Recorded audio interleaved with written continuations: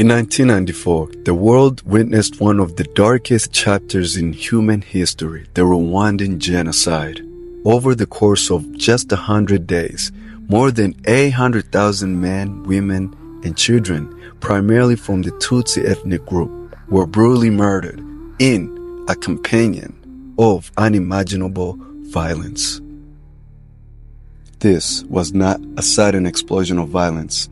It was the result of decades of ethnic tension, colonial manipulation, political propaganda, and the failure of the international community to intervene when it mattered the most.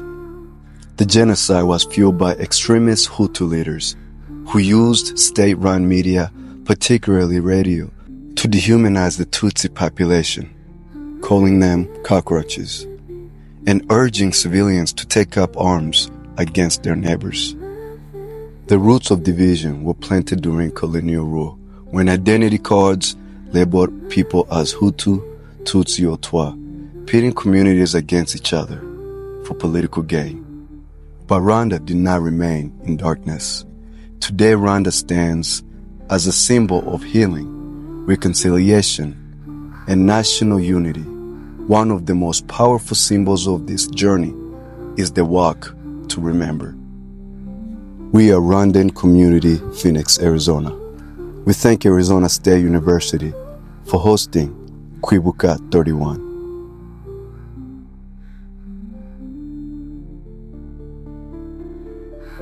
Every year during KWIBUKA, the 100-day national mourning period, Rwandans, especially the youth, take part in the walk to remember. It's a solemn march that honors the lives lost, educates new generations, and reinforces the promise, never again. We walk not just to remember the pain of the past, but to show that we are united, and that our future will be built on peace, not hatred. We are the youth. We are the future.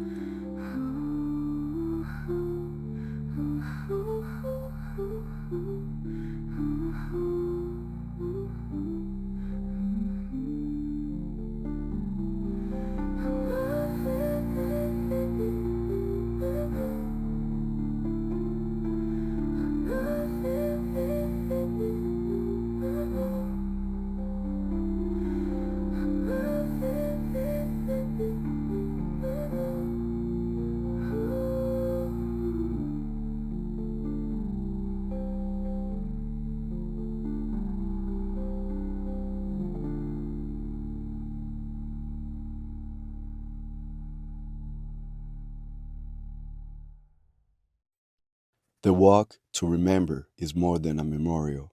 It's a message to the world that hatred can be overcome, that peace is possible, and that memory must be kept alive so that history does not repeat itself. Rwanda's transformation is not without scars, but it is living proof that even after the worst kind of darkness, light can return. Peace can be found. Unity is possible. So every April, Rwandans walk, not out of tradition alone, but out of deep commitment to honor the past, protect the future, and ensure that the world remembers.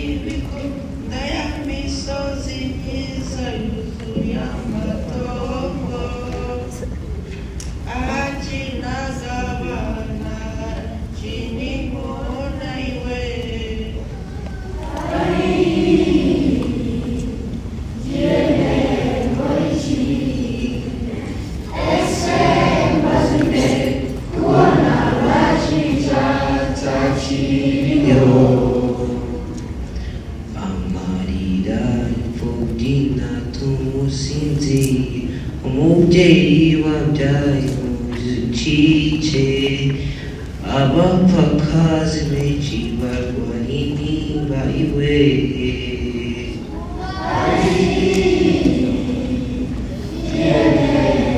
iki ese mazine kubona bajija takiriho kiliziya z'imana zuzuye ibirambo mu gihugu ahenshi atabyemeye iyo bukeye tumenya ubwo bwira ayiwe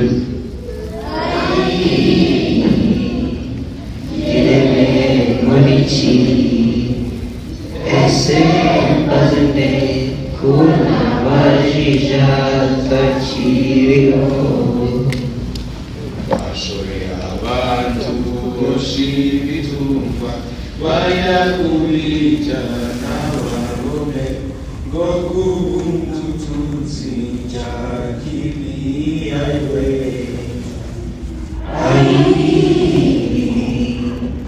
ireme muri iki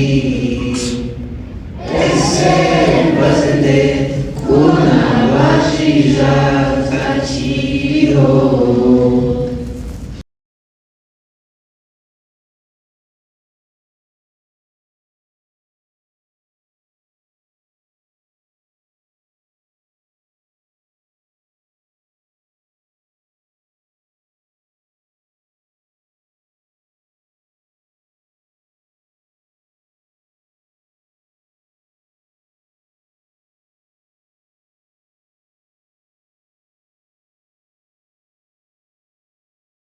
Actually, we're talking about fighting for a positive change and for a positive and successful future. And I will also talk about revenge. I do never preach about revenge, but on one occasion, I will preach about revenge by telling people, work hard and succeed. Keep your smile on. Do not fake it. Create it. Make it be real.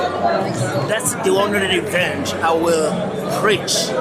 Because whenever you succeed, your enemy will feel destroyed. So do not take any arm, do not take any weapon, do not spend nights without sleeping, planning any other kind of revenge. Plan your success.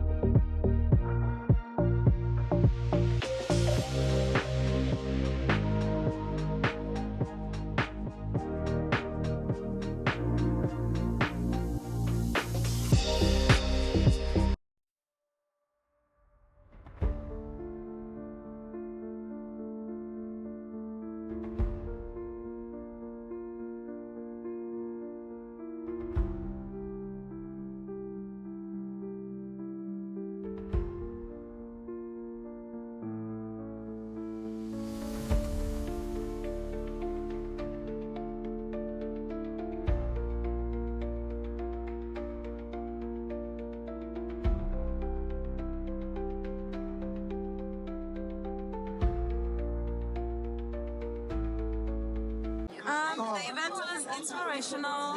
She was amazing. Nikita's speaker.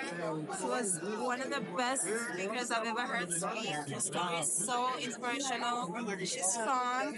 I felt inspired. I felt very, very inspired by her, especially. And I would love to know more about the survivor. My mother is a survivor, so I know about that side, but to hear it for somebody else, it's different because parents don't really want to hear, so it was amazing. I will. Wait, can I get a double hug? Can I get a double hug? Oh, thank you. For it. what inspired me is just it's because I am also I'm a child of a woman who went through the genocide. I mean, both parents, and I'm also doing work in Rwanda, which is going back and giving back to communities who are unreached. And just hearing her story and hearing human rights, there's so much that I just came back from Rwanda in July, so there's so much things that we take for granted, and just being able to hear stories in real life and knowing the impact it can make inspired me, and it just motivated me for the project that I'm doing in Rwanda. So yes. Incredible. Thank you. Of course, thank you. Yes. Like an organization for girls. What? Yes, I am doing integrated healthcare in unreached spaces in Rwanda. You kidding me? Yes. We're meant to be. Yes. I just heard the story and I love it so much, and I will just give back because there's so many concepts. And my mom went through the same thing. She doesn't like to speak. Ask her.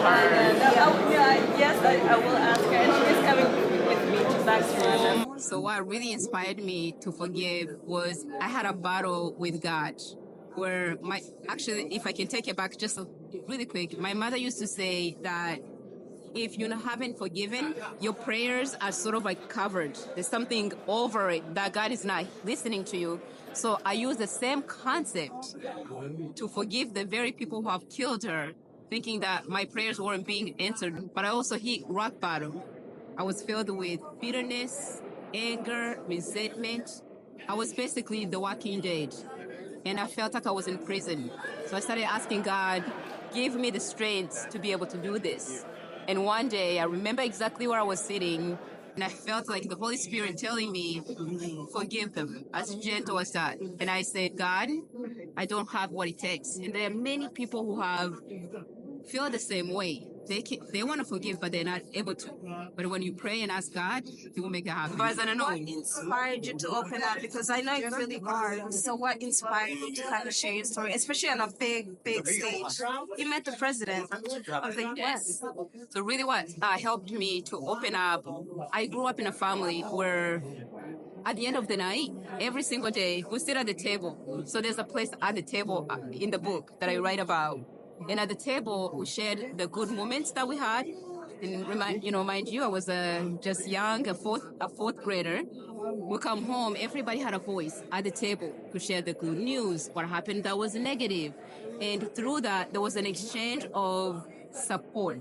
So during the genocide, I felt silenced, that I couldn't share or really put words to what had happened. So I felt sort of shut down, and that wasn't my spirit.